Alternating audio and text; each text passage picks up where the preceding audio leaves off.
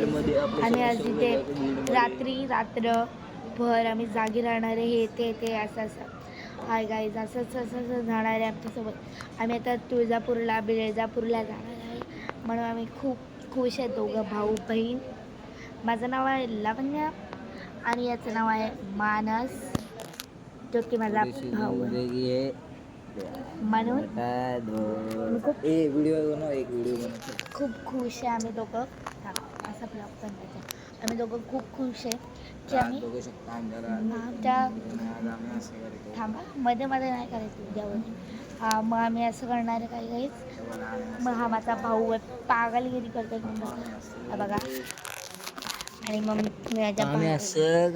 हा माझा भाऊ पागल झाला आहे, दारू पिऊन